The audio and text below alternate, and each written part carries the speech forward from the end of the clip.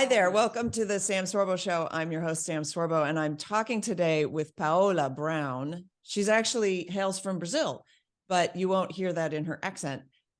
She is the founder of paolabrown.com, which is she focuses on homeopathy. And if you don't know what homeopathy is, fasten your seatbelts. You're going to find out. Welcome to the show, Paola. Thanks for having me. I'm super excited to be here. It's so much fun for me because I find these little, what I think are little golden nuggets of wisdom and training. You actually do a training for homeschool families about homeopathy. And I just thought, oh, I have to talk to this girl. Wait, we have to do a podcast. So you're here. Hopefully you'll answer some questions for some people, including me. And one of the questions that you asked me is, do I practice homeopathy? And I said, I don't know, because it depends how you define homeopathy. Somebody who's really in it might define it differently than a lay person such as me. Right. One little thing, my husband suffered 3 strokes shortly before we were married. And so for the first 3 years of our marriage, I was sort of nursing him in a sense back to health. We tried everything. We tried acupuncture. We did cranial sacral therapy. We did techniques for vision because his strokes affected his eyes. We did a ton of stuff. So why don't you walk us through maybe some of the rudimentary things? And I definitely want to cover, what your website's about, what your mission work is about, and all of that. But you've actually brought some teaching aids. I did. Well, I guess we can start by defining exactly what homeopathy is. So those of you guys who are watching this on video, I have here a super common homeopathic remedy. It's all of the names are in Latin. This is ferrum phos, which is actually homeopathic form of iron. And it's actually kind of funny getting these pellets out. They're little sugar pellets, and you have to you turn it upside down so the lid is at the bottom, and then you twist, and then you can see the little pellet falls in there.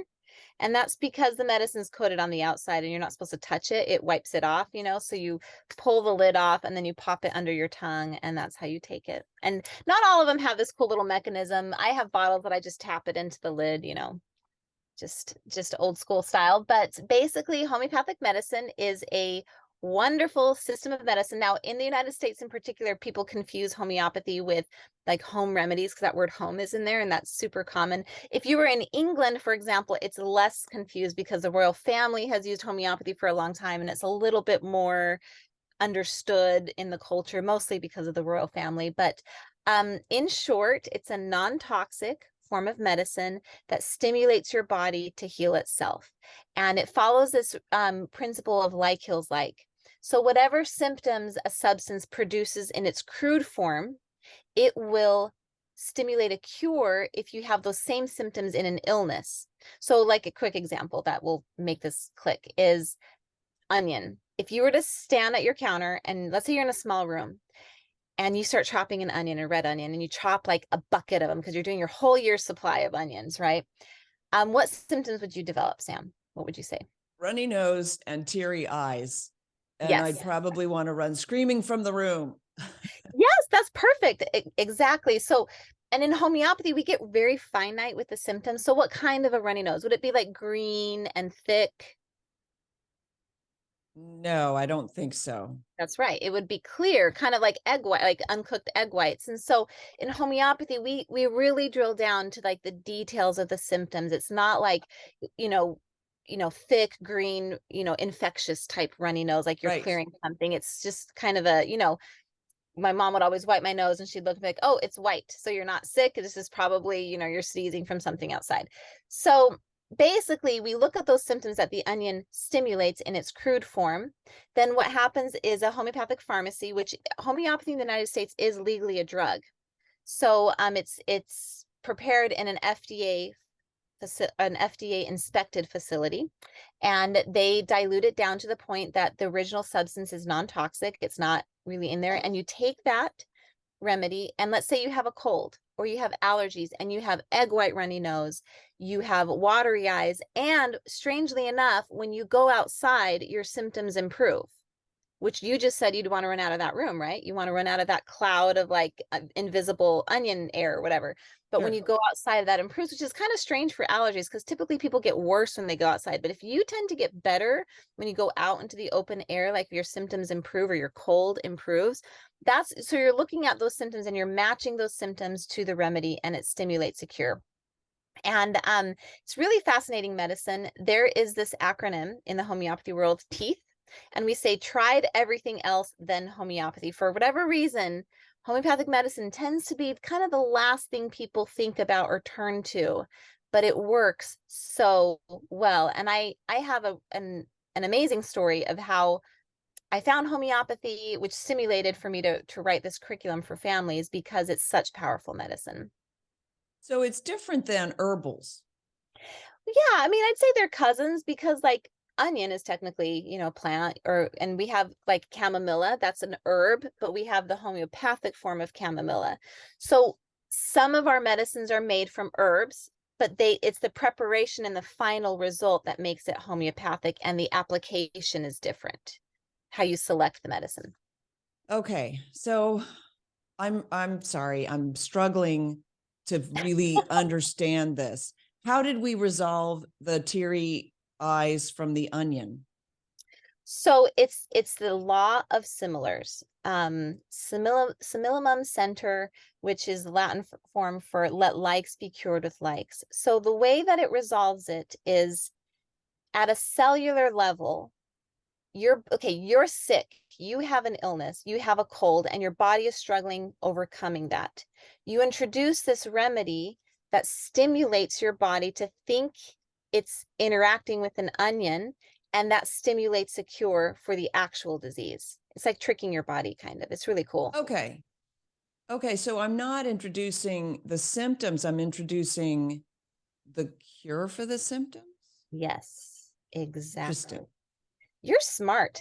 People don't usually go this far. They're just like, oh, okay, got it. That is exactly right. It you yeah, good job. So I'm showing my body that it can also cure the symptoms because here's an example of a cure. Make more of this. Yes, Yeah. exactly. It's like an analogy. It's like a cellular analogy for your body to say, oh, now I know how to do this. Okay. And And it's different from home remedy because you're not preparing. Well, you don't prepare it. no, you buy them prepared. I mean, yeah, it's a sequential dilution that you do. I mean, I can even explain it to you if you want, but it's a sequential dilution that the pharmacy does. But this medicine is very old. It's from the late 1700s. So it's been around for a really long time. But, as it modernizes today, it's done at a pharmacy. Well, So it's interesting because we've reached a point, I think, in our culture where we're less trusting, right? Uh, aren't we though? recent events have made us a little bit more skeptical. So I think the fact that, okay, it's been around since the 1700s. I think the assumption has been, and of course, this assumption has been facilitated by our school system. The Mhm. assumption is the newer the better, the more recent the Yes. better, because everything is an improvement. And so, but recent events have brought us to the point of saying maybe not everything's an improvement. Maybe some things are not improvements. And so there's going to be, I'm predicting, really a resurgence of interest in this kind of medicine and herbals. And Yes. we've had, you say home remedies. um uh I'm sure there's another name and I'm not thinking of it. We've had remedies that have been sort of handed down generationally, which frankly our entire system now has divorced itself from, with the attack on the family that our schools Yes. presented, right? We've lost a lot of this generational knowledge that's just passed down from grandmother to granddaughter, if you will, Yeah. of the home remedies of what do you do, for the common cold. Well, you call the doctor.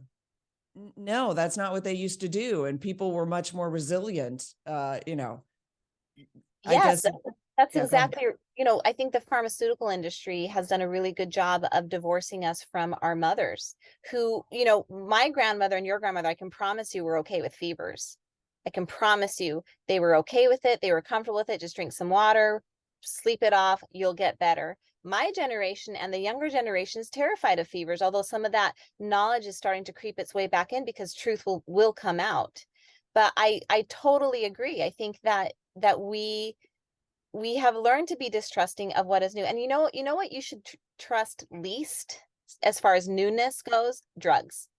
You want an old drug that's been around for a really long time, that has proved itself, right? That's what you want. You Yeah. don't want new drugs. That's exactly what happened to me. I was diagnosed with a horrible autoimmune disease. I was 20 nothing, like 23, 24, young mom. And I was diagnosed with interstitial cystitis, which, if you don't know what that is, it's an autoimmune disease where it feels like someone lights your bladder on fire, turns it inside out, and puts it out with a track shoe. That's what it felt like for 7 horrible years. And I went to my doctors. I flew all over the country, went to the Mayo Clinic. And the drugs they offered me, they were like, okay, well, here's a drug that might make some of your hair fall out. Oh yeah, But they it all have side effects. always, But right? they always have drugs for the side effects. Yes, exactly. And I was like, I'm 20, I don't even drink Coca-Cola. Like I wasn't, let's start with then they were like, okay, we can do opioids for the addiction, but you'll have to join a support group. And I was like, okay, well, I don't even, again, drink Coca-Cola. Let's start with a different addiction first. And then the other one was like, this is crazy. It was like a device that you install kind of like a tampon, and then you electrocute yourself, and your nerves are so tired that your nerves won't feel pain for like a period of the day, a portion Well, of the day. I don't know why you didn't sign up for that I know. immediately. Right, exactly. I was like, this is horrifying. Then I go on my whole journey. I did all of these natural things, acupuncture, all this stuff. Everything kind of helped a little bit, but homeopathy cured me. Like, it cured me. I had to work with a homeopath because this is a chronic condition. This isn't like a cold or a sinus infection stuff that you can do at home. But within a year, I was like 90% there. Like, it's just amazing. But then, fast forward about 12 years, my mom calls me and she's like, hey, Paola, remember that drug that they wanted to give you, Elmeron, that was going to make your hair fall out that you turned down? And I said, yeah, what? And she's like, well, they're having class action lawsuits now. Women who are on that drug for about 15 years are going blind. Wow. Yes. Wow. Well, paint me surprised because I'm not. So, I know. what do you, But here's the thing. I grew up in a home where we were immigrants from Brazil. So my mom had actually a homeopathy kit with her when we grew up because we didn't have doctors. And so she was just, we didn't have health insurance. My dad was going to university, like we were just poor. So I grew up with that. But then when my dad graduated, we got health insurance, he got a real job. yep. Suddenly I started seeing doctors, and it's like that knowledge was lost. But when I was sitting in that office in front of that doctor and they're like, here's a drug that might make your hair fall out, there was something that was given to me as a child that I said, no, this doesn't seem right. That's where my curriculum was born. What do we need to pass down to our children so they have the tools to make these decisions, because they will be faced with these decisions? Yeah. Okay. We're going to take a quick break and we're going to come back and talk about the curriculum and lots more. So stay tuned. This is the Sam Sorbo Show, and I'm here with Paola Brown. Stay tuned. Sorbo, and together with my husband, Kevin Sorbo, we've been in this business for a very long time, creating good, wholesome content for your entertainment. From Hercules to Andromeda to God's Not Dead, What If, Soul Surfer, Let There Be Light, and now Miracle in East Texas. Go to Sorbo Studios to find out everything about all of these projects and more. And you can support us there. We have all of our books there. Just check out sorbostudios.com. We created it for you. Sign up for the newsletter so that we can stay in touch, because as you know, social media is somewhat hostile to Sorbos and what we're doing. So join us at sorbostudios.com. We will look for you there. Thanks so much. All right, we're back. I'm Sam Sorbo with Paola Brown. You can find her at paolabrown.com, and we're talking about homeopathics. And I have 2 questions for her. One, you said your mother carried a homeopathic kit, and so I want to drill down onto what that is. And your story is really amazing, and obviously you dodged a bullet. And you think that that's because of the way that you were raised with this idea that homeopathy was an option. And a lot of, I think, what we do to our kids now is there's only the option of go to the doctor, go to the ER, go to urgent care, get a drug, get a drug, get a drug, get a drug. But we're waking up. I think a lot of people are waking up. And by the way, even with the vaccinations, I'm talking about the childhood vaccines, I think people are waking up and saying, wait a minute, maybe not, maybe not, I don't know that the proof is in yet. And so I probably should be careful because YouTube started taking my videos down. Oh, great. We'll just focus on the homeopathic stuff. So what is a homeopathy kit? Okay, so I actually have one right next to me here. It's basically just a box that's going to have multiple remedies in there. This is a smaller one. You can see a few of my remedies have been stolen by my children because they know how to use a lot of these for easy things at home. I actually have kits that are larger that have 100 remedies in there, and the vials are very small and the pellets are super tiny. But it's so I actually prefer. I think you should get the biggest kit that you can buy, because the more remedies you have, because it comes down to when you're sick, you need the right remedy that matches that illness. If you have an illness that mimics onion, but you don't have that remedy, then homeopathy is not going to work. It's not going to stimulate that cure. Okay, so if I have an illness that mimics onion, then I go to this is how you cure the onion symptoms remedy specifically. And that helps my body say, oh, I can handle this. I'll just do that again. Exactly. That's exactly right. And so it's learning. So we call those keynote prescribing. Onion remedy, Allium cepa, has keynotes, which is the egg white runny nose, watery eyes, better from open air. Boom. Those are your 3 keynotes. And you learn those. It's like being a sommelier. What is that? I don't even know what that is. A wine connoisseur. Oh, yes. The wine has notes of orange and peach with a deep oak intensity that, right? I love it. I love it. That's exactly right. And if you learn those keynotes, especially for like the top 19 remedies, which are the ones I teach in my curriculum, you're going to fly. You're going to avoid a lot of superfluous medications that you don't need. We have overcome so much. So obviously, like my chronic illness got better, but we've had sinus infections, impetigo, cut my hand on, we live on a homestead, cut my hand on manure poopy metal with a red line going down my arm. And I was like, okay, if I'm not better by morning, I'm going to the doctor. Obviously, like I'm not stupid, right? But by morning, guess what was gone? The infection. The line was gone. My hand was hurting. Beautiful remedy that helps us avoid these things. So I like that you just said, I'm going to the doctor in the morning because I'm not stupid. Obviously, the idea is give the remedy time enough and you determine the time.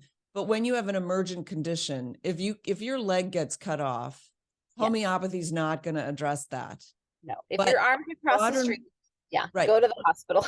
But if modern medicine can address it, then obviously you'll go to modern medicine. The question is, how fast do you need it addressed, and how well? Because everything has consequences. So there are side effects. There will be side effects. Even going to a hospital. They saved my husband's life, but they also did some very bad things through just mistakes and poor medicine, So it's not that medicine is the cure all. It's not. The drugs often carry terrible side effects. And in fact, they put him on a ton of drugs after, when he was in recovery. They gave him antidepressants, they gave him blood thinners, and they gave him all kinds of different things. And I remember he was on one thing, I think it was called Buspar, which apparently is pretty common antidepressant or something. They're like, well, you had 3 strokes, so we'll give you the antidepressant because that'll cheer you up or whatever. And it's true, he was pretty depressed, but it wasn't like a clinical depression. He got every single side effect of that stupid drug. And none of the recommendations, it didn't cure anything for him.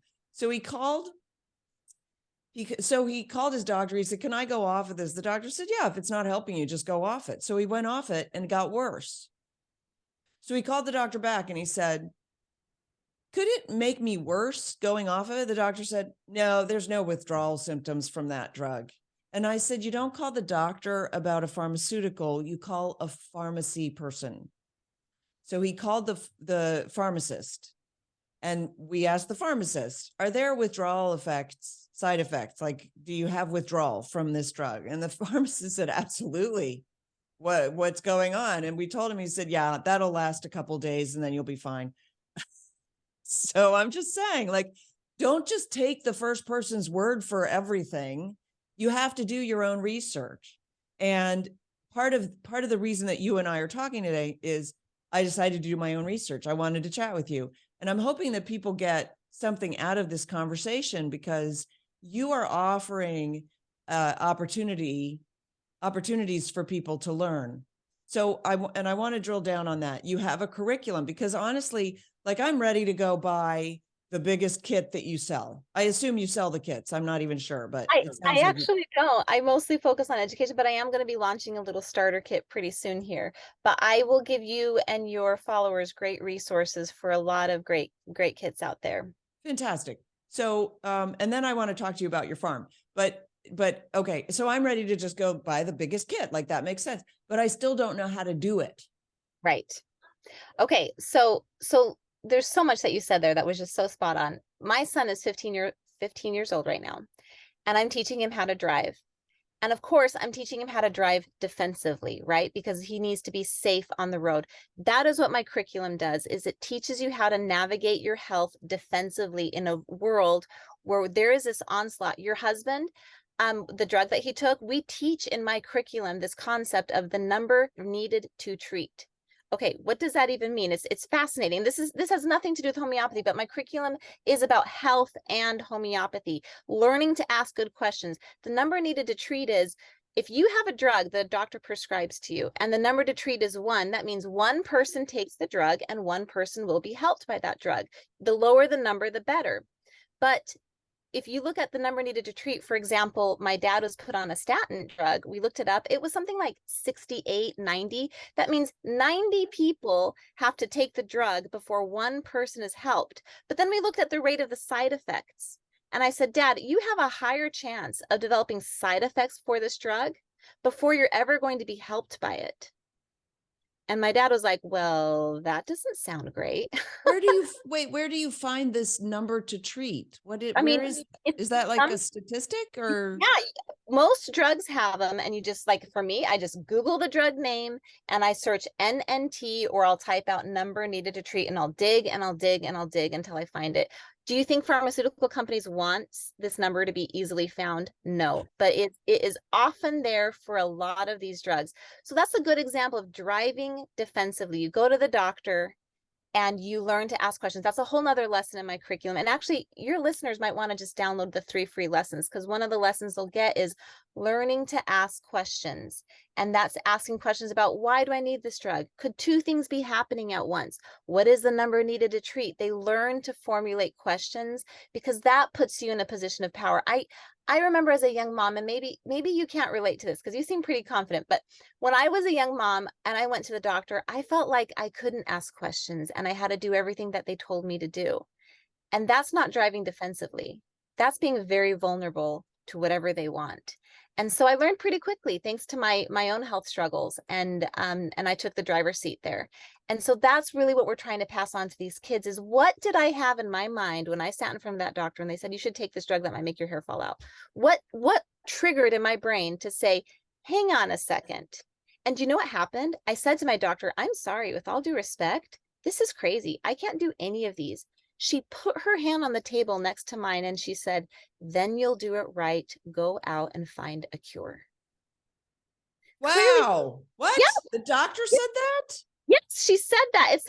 It's like she put her doctor, and I'm like, wait a second, what is it about your system of medicine, your profession, that makes you feel like you should recommend these drugs to you when clearly you don't think I should take them? you'll do it right, you'll go out and find a cure. What kind of method is this that she felt she had to give me one thing that clearly she didn't like?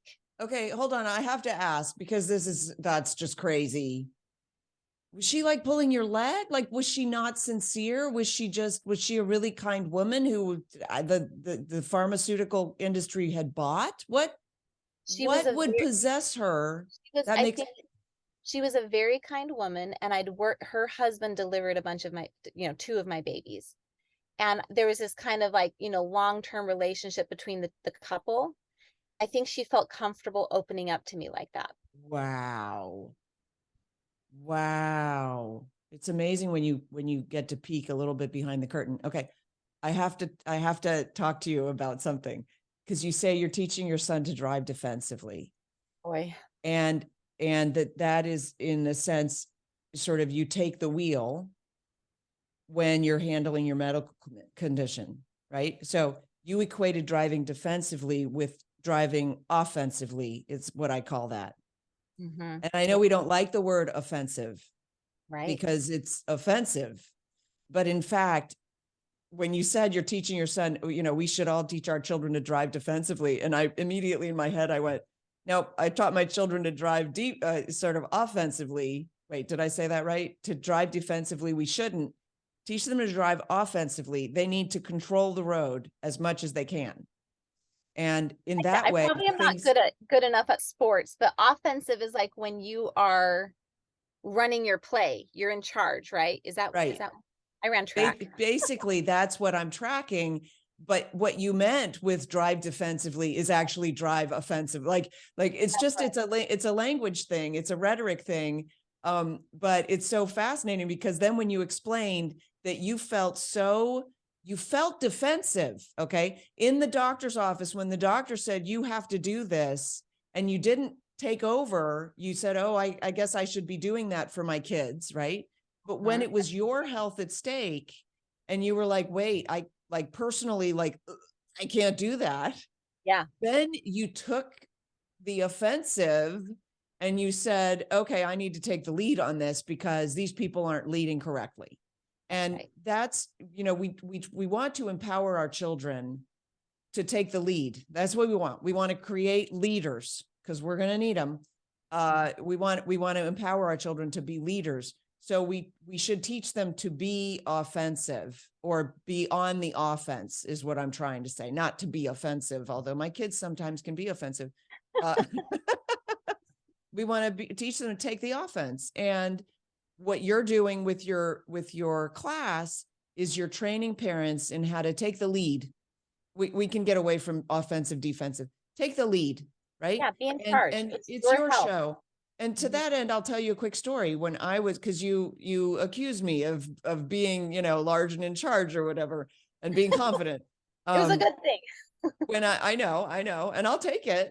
But when I was pregnant with my firstborn, I needed to get an amniocentesis because they told me I had to go get an amnio. And I thought that it was like, oh, the insurance company insists on the amnio. And if I don't get an amnio, I won't have, I don't know what my hormone brain was telling me, but I was convinced that I had to go get the amnio. And it was one of the most traumatic days of my life. Sitting in the waiting room, my poor husband was there with me and I was just sobbing. I was literally, they made me sign a form saying that I could miscarry, that there are all these side effects, da, da, da.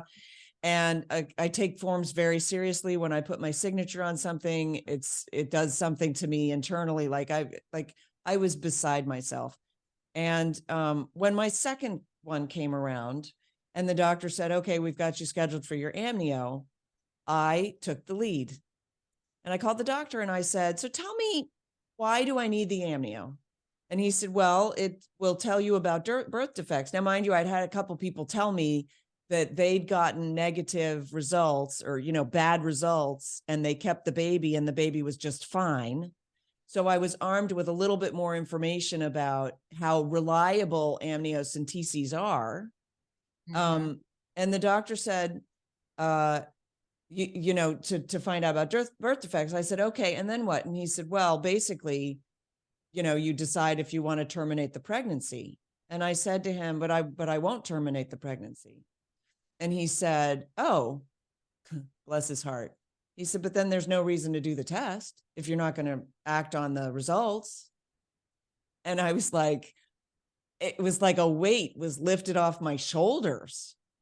So, you got to find those people who will simply speak truth, because he could have said the other thing. He could have said, yeah, no, that doesn't matter. You still want to know, like, because then you can prepare whatever. I don't know what. So it's important that, especially with our health, that we do get in the driver's seat. And I think that part of it is we feel so insecure because we've been rendered insecure by our own schooling. We've been taught doctors have all the answers. They're virtually God these days. And so you just trust the doctor, and then you don't have to think. And by the way, you shouldn't be thinking anyway. Stop thinking. That's the message in our schools. That's exactly right. And I have to say, fear is at the core of this. I have seen so many mothers rush to the doctor's office, not because their child is deathly sick. Because again, in my curriculum, we teach, drugs like antibiotics and steroids, they're reserved for life-saving heroic circumstances. There is a time and a place for them. That's an important thing to learn. However, I've seen so many mothers rush to the doctor's office over something that, like looked worse or felt worse, but it was just fear. And I tell people this all the time. If you choose to take an antibiotic based out of fear, it is the wrong choice no matter what. The right choice might be to actually take the antibiotic, but if you do it through fear, that's not right. You need to make the decision because you're coming from a place of this is the right choice for this situation, and I feel good about that. Not because I'm terrified and I'm scared, I'm in a panic, because that's where we make our worst decisions. And I think that is the goal of my curriculum, is to teach children and families. Really, it's a family learning curriculum. So basically you have one teacher's manual, one storybook. It's this literature-based curriculum. Okay. Sorry, we're just going to pause because I need to take a break, and then we're going to come back and talk about the curriculum and all the rest. I love your comments on fear. So we're going to drill into that just a little bit more. So stay tuned. Hi there. Have you been looking for a science curriculum with a Christian worldview? Well, look no further than Light Lab. I've known Suzanne O'Shara since I created the movie Let There Be Light. And this is a science curriculum with lessons for kids to explore the nature of light and Jesus Christ, the light of the world. It's a book for kids between ages 8 and 12. It consists of 12 lessons on the nature of light with hands-on activities that are simple and engaging. The Bible studies revolve around God as the creator, his plan for mankind through Christ, and the importance of knowing his word and the Holy Spirit's role in the lives of Christians. So check it out today, Light Lab. Just click on the link, and if you enter SAM10, you'll get 10% off your purchase. So check it out now for your discount and enjoy. All right, welcome back with the Sam Sorbo Show and Paola Brown. You can find her at paolabrown.com, and she has a course for your children and for you on homeopathy, which is basically the new way to talk about medicine and health. And I really urge you to dive into this. It's not only is it fascinating, but it may end up helping you a lot in the long run.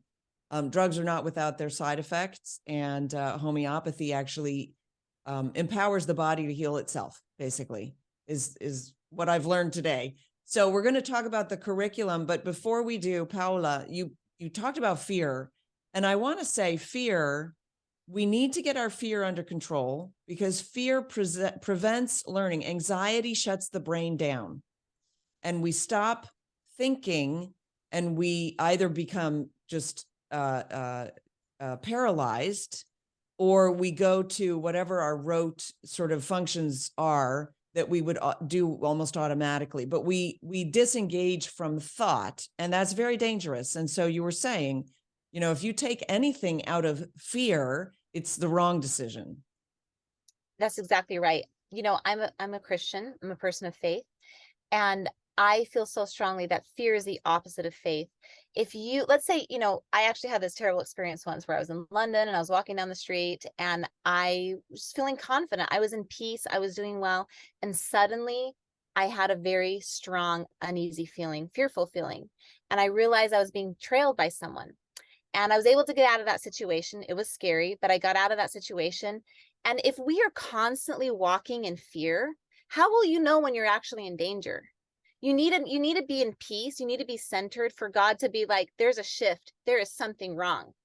And if we don't find our center and walk in that confidence, in that faith, fear is useful sometimes. But if your kid gets a fever and you're always panicking about that every single time, you're not thinking straight, and you're not actually able to see fact from fiction. And I think that is such an important thing to overcome as a young mother. And homeopathy actually really helps you do that. And this is how. When your kid is sick, it gives you something to do. You're looking at their symptoms and you're connecting with them and you're paying attention. And the more you connect with their symptoms, you're like, okay, you know what? He does have a fever and it's kind of high, but he's sleeping, he's hydrated, he's resting. And, I gave him this remedy. And let's say before he wasn't sleeping, let's say before he was just upset and grumpy and crying, but after you give the remedy, now they're sleeping peacefully and they're really kind of in a good state. And you start learning to trust your body and you start learning to trust its natural process. Homeopathy really empowers you to really connect with the disease process that is natural in us and to overcome those and then you gain confidence. Every little win, you gain a little bit more confidence and you learn to not live in that state of fear. And who teaches us that fear? I think it's the pharmaceutical industry. I think it's the world we live in today. When that recent little virus thing went around, the whole world recently, I remember being a little concerned at first, but I was talking to all my homeopath practitioners who treat people and help people, with more serious things. And they were like, we're doing just fine with this. We're able to help people just fine with whatever virus is coming their way. And I just knew, my body can work. My body will be fine. I don't have all these, I don't eat bad. I'm not obese. I don't have all these other, factors. And I was not afraid. It was amazing watching the whole world light themselves on fire. And my little family and other families like me were just like, kumbaya, everything's fine. We're going to be okay. Well, you got to move to Florida because Florida was pretty much kumbaya the whole time. I love it. I was actually living in Europe at the time in Hungary. We were living in Budapest, and that was really fascinating too, to see the. Okay. We're running out of time and I want you to just talk briefly about the curriculum. What is it that people are going to get and learn? And then I want to talk to you about your farm. Okay. So basically it's a one-room schoolhouse curriculum and it allows you to teach the whole family at the same time. There's no point in just mom knowing it, because if your kids only learn this while they're under your roof, like watching you do things and only mom knows that information, they're going to leave the house and you don't know what they're going to do with their bodies. The goal is generations of health. You've heard that for wealth, right? But this is generations of health. So you read out of one teacher's manual, one storybook. And what I did is I have 3 workbooks that are adapted by age. They all get the same assignments. So you can gather all of your little chicks, sit them all down, do the same lesson, but they're all doing it, age appropriate. And yeah, it's wonderful. Go to my website, paolabrown.com/free. You're going to get 3 entire free lessons that are so much fun.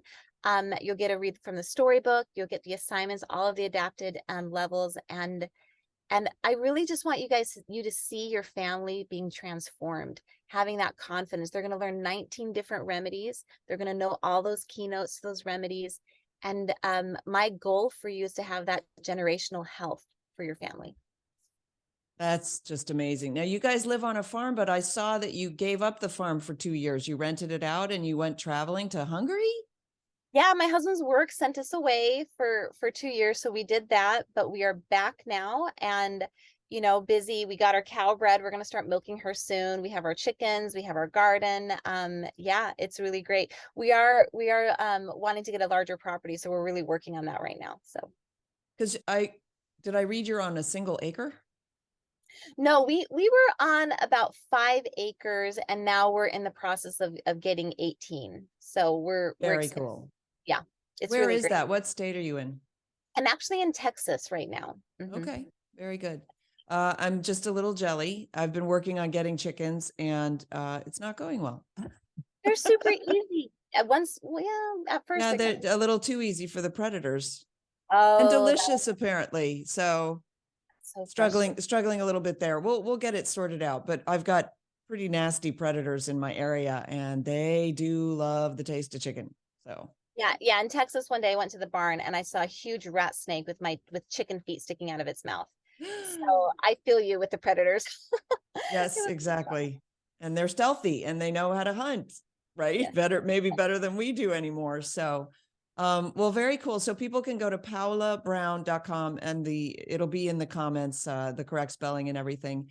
And you do have that 3-lesson download. How long does it take to do the whole curriculum for a family? Well, the way that I set it up is because this isn't like math you should be doing, pretty many times a week, writing those things. So you just do one lesson a week and you'll get it done in a school year. And if you want to do it a little faster, you can do 2 lessons a week and get it done in a semester. So I did it, very flexible. There's a lot of awesome videos that come with that, science projects. I have an audiobook.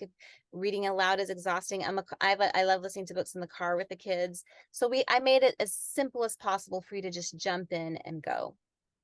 Well, it's amazing. You need to come out with your little kit so that people can buy your little kit. But Yes. yeah, go to Paola Brown. Actually, we're going to do a promo code that'll be in the notes, in the show notes too. And great. Thank you so much for coming on the Sam Sorbo Show. It's been really a pleasure speaking with you. Thank you so much for having me. All right. This is the Sam Sorbo Show. Thanks so much for tuning in. We'll see you next time.